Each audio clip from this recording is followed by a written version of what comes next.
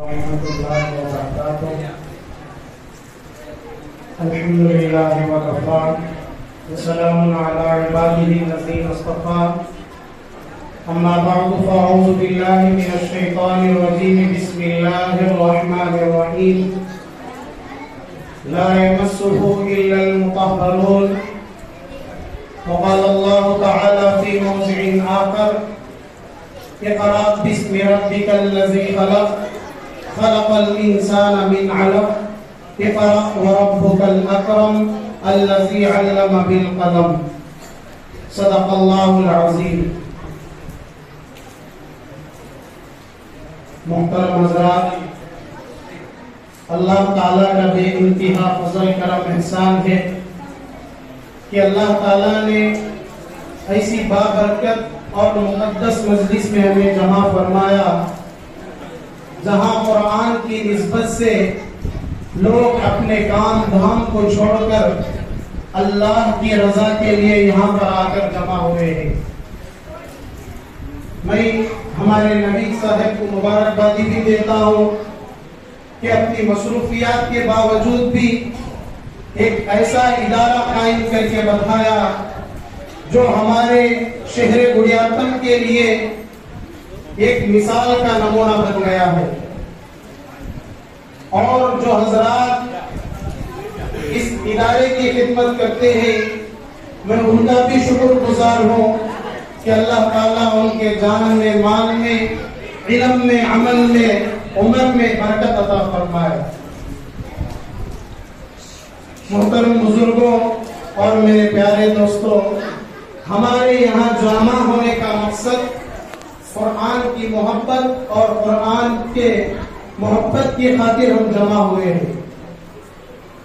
یہ قرآن ایسی چیز ہے کہ جب تک یہ قرآن نہیں آیا تھا، قرآن نازل نہیں ہوا تھا، میرے محبوب صلی اللہ علیہ وسلم کو مکے کے لوگ عبداللہ کا بیٹا کہہ کر پکارتے تھے.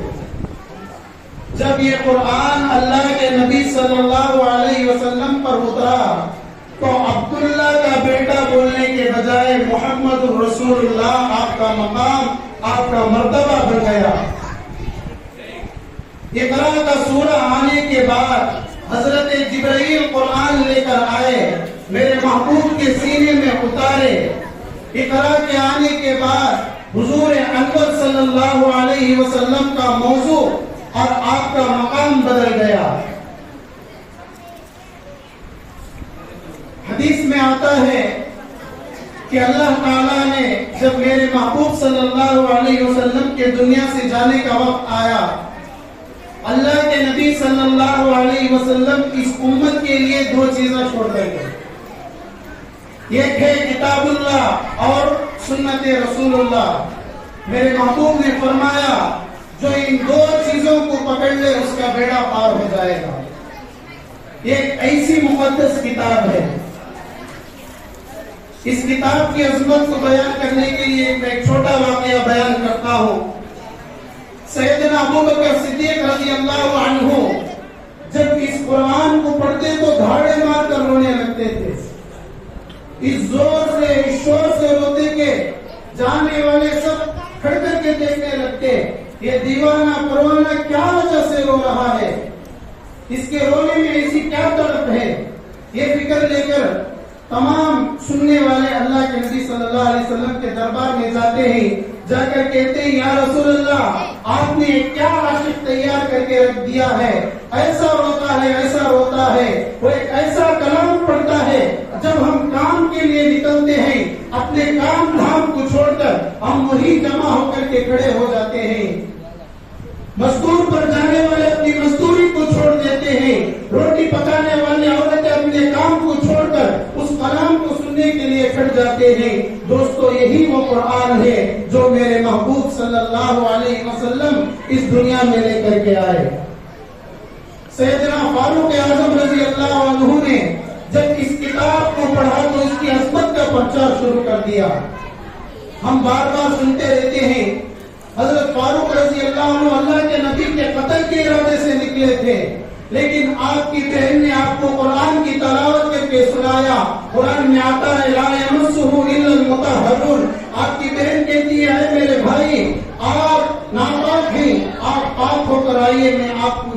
سناؤں گی. سورہ طٰہٰ کی آیت تلاوت کی تو فاروق اعظم کا نقشہ بدل گیا. جو اللہ کے نبی کا شکار کرنے آیا تھا وہ خود شکار ہو کر کے چلا گیا. طالب دیدار ہو گیا, محمد کا حویدار ہو گیا, خود میرے نبی کے خدمت میں آنے کو تیار ہو گیا. میرے نبی کے پاس آ کر زانوئے تلمذ ہو کر کہنے لگا, یا رسول اللہ مجھے کلمہ پڑھا دیجیے. یہ ایسی کتاب ہے, اسی کتاب کی بدولت اللہ ہدایت کے فیصلے فرماتے ہیں. اسی نسبت کو لے کر ہم یہاں جڑے ہوئے ہیں. کسی شاعر نے کیا یہ خوب کہا ہے, دنیا نے دین کو بھلا رکھا ہے, دنیا نے دین کو بھلا رکھا ہے, غفلت کی نیند میں سلا رکھا ہے. اس دور میں خوش نصیب وہ ہے اکبر, اس دور میں خوش نصیب وہ ہے اکبر جس نے قرآن مجید کو کھلا رکھا ہے. مومن کا یہ کردار ہے, مومن کی یہ پہچان, مومن کا یہ کردار ہے, مومن کی یہ پہچان. اخلاص میں ہو روح تو اخلاق میں ہو جان, ایمان کی بجلی ہو تڑپتے ہوئے دل میں, ایمان کی بجلی ہو تڑپتے ہوئے دل میں, ایک ہاتھ میں تلوار ہو ایک ہاتھ میں قرآن. یا الہی تو ہمیں عالم قرآن کر دے, یا الہی تو ہمیں عالم قرآن کر دے, پھر نئے سرے سے مسلمان کو مسلمان کر دے.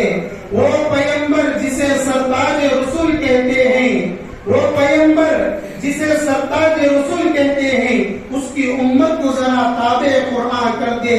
گمراہ نہ ملے گا تمہیں شیطان سے بدتر, گمراہ نہ ملے گا تمہیں شیطان سے بدتر, اور ہادی نہ ملے گا تمہیں قرآن سے بہتر. محترم حضرات, میں آپ حضرات کو ایک چھوٹا واقعہ سناتا ہوں. ایک آدمی تھا جو مدرسے میں بچے پڑھتے تھے, ان کی خدمت کرنا اس کا کام تھا. جانا بچوں کے لیے آٹا چاول وغیرہ جو بچے کے کھانے کی چیز ہوتے ہیں ان کی خدمت وہ آدمی کرنے کا تھا. ایسے ہی چند دن گزرتے گئے, آخر بچے تو بچے ہوتے ہیں. جب وہ آدمی اپنے پیٹھ کے اوپر, کندھے کے اوپر چاول کا بوریا اٹھا کر لاتا, مدرسے کے بچے دیکھ کر کہتے, دیکھو ہمارا گدھا آ رہا ہے. کون آ رہا ہے؟ ہمارا گدھا آ رہا ہے. دیکھو ہم نہ کوئی بھی گدھا بولا چکتے رہتے ہیں. میں ایک تو پہلے سے ان کی خدمت کرے, پھر بھی ہم نے کیا نام دیے, گدھا آتا ہے دیکھو کرے. اب وہ آدمی بھی, میں ان کی اتنی خدمت کرتا ہوں, اتنی دل و جان سے میں ان کی خدمت کرتا ہوں, پھر بھی مجھے گدھے کا لقب دیے. کیا کرتا, سیدھا محتمم صاحب کے پاس جا, بڑے حضرت کہنے, حضرت میں صبح سے تمہارے مدرسے کو کام کو نہیں آتا, میں میرا کام چھوڑ رہا ہوں. وہ اندر وہاں سے آ جاتا. جب رات کو جا کر یہ جو نوکر کام کرنے والا رکھتا, جب رات کو جا کر آرام کرتا, خواب میں دیکھتا کہ قیامت کا منظر قائم ہو گیا ہے, اللہ تعالیٰ حساب و کتاب کر رہے ہیں. ہر آدمی کا نام اعمال پیش کیا جاتا ہے, کسی کو جنت کا فیصلہ ہوتا ہے, کسی کو جہنم کا فیصلہ ہوتا ہے. جب یہ نوکر کی باری آتی ہے, اللہ کی بارگاہ میں حاضر ہوتا ہے, اللہ کہتے ہیں کہ تیرے اوپر جہنم کا فیصلہ ہو گیا ہے, تو جہنم کو چلے جا. یہ جو مدرسے کے بچے ہوتے ہیں نا, اپنا ہاتھ پکڑ کر کے کھڑے ہو جاتے ہیں, اللہ تو ہمارے حق میں جنت کا فیصلہ کر دیا, ہمارا گدھا بھی ہمارے ساتھ آیا تو میں کیا کرتا, جنت میں جاتا ہوں, نہیں ہم نے بھی ہمارے گدھے کے ساتھ ملا جہنم میں بیٹھا. یہ آدمی تڑپ کر اٹھا, صبح ہی بڑے حضرت کے پاس آ کر کہنے لگا, حضرت یہ بچے مجھے گدھا بولیں گے, خنزیر بولیں گے, کیا تو بھی بولیں گے, میں یہ بچہ کا پاؤں دھولت پڑے رہتا ہوں, ان کی خدمت کرتے رہتا ہوں. کہنے کا مقصد یہ ہے, یہ بچے وارثین انبیاء ہیں, ان کے لیے فرشتے اپنا پر بچھایا کرتے ہیں, طالب دیدار ہیں, محمد کے حفظدار ہیں, خود نبی کی خدمت کے لیے تیار ہو کر کے آ کر بیٹھے ہوئے ہیں. وہ حضرات کے لیے بھی مبارکبادی ہے جو ان بچوں کے لیے اپنا مال بھی لگاتے ہیں, اپنا وقت بھی لگاتے ہیں. آج ہمیں سوچتے 100 روپیے معمولی لے جا کر درگاہ میں فنکشن رہا اور اس کے واسطے دال گاتے, بڑی چیز دکھتی, قوالی چلتی, لاکھوں کے پیسے لٹانے کے لیے وہاں پر تیار, یہی وہ بچے جو قرآن کی تعلیم حاصل کرتے ہیں، ہمارے جیب سے ان بچوں کے لیے کیا رقم لگتی ہے؟ آج اگر ہمارا ایک پیسہ بھی ان بچوں کے اوپر لگے گا، پھر یہ بچے اپنا دامن پکڑ کر اللہ کے سامنے کھڑے ہو جائیں گے، اے اللہ جب انہوں نے میں اپنے مال کو ہمارے اوپر خرچ کیا ہے، تو جب یہ جنت میں جائیں گے ہمارے لیے بھی جنت کا فیصلہ کرنا۔ محترم حضرات، یہ بچے بڑی محنت سے، شوق سے، جوش سے، جذبے سے پڑھتے ہیں، ان کو ہمت دلا کر ان کی سالداری دینا ہماری کی ذمہ داری ہے۔ آج وہ قوم سب غارت ہو گئی جو قرآن کو چھوڑ کر اپنا نیا مذہب اختیار کر لے گئی۔ ہاں، دنیا کی تعلیم بھی حاصل کرنا ہے، ساتھ ہی ساتھ دین کی تعلیم کی بھی ہمیں ضرورت ہے۔ آج ہم نے قرآن کو چھوڑ دیا۔ اگر کسی بڑے آدمی کو بلا کر پوچھ لے جو مدرسے میں نہ گیا ہو، جنازے کی نماز پڑھانا نہیں آئے گا، 4 رکعت پڑھنا نہیں آئے گا، یہی وہ بچے ہیں جو ہمارے لیے کل صراط مستقیم بنیں گے، ہماری جنت کا راستہ دکھائیں گے۔ محترم حضرات، آپ بھی اپنے بچوں کو پڑھانے کی کوشش کریں۔ قرآن کوئی مشکل چیز نہیں۔ اللہ خود قرآن میں فرماتا ہے وَلَقَدْ يَسَّرْنَا الْقُرْآنَ لِلذِّكْرِ فَهَلْ مِن مُدَّكِرٍ، میں نے قرآن کو تمہارے لیے آسان بنایا ہے۔ ایک چھوٹا سا رسالہ ہمیں زبانی یاد نہیں ہوتا، مگر 7 سال کا بچہ 30 پارے اپنے سینے میں محفوظ کر لیتا ہے، یہ اس کی حقانیت اور صداقت کی دلیل ہے۔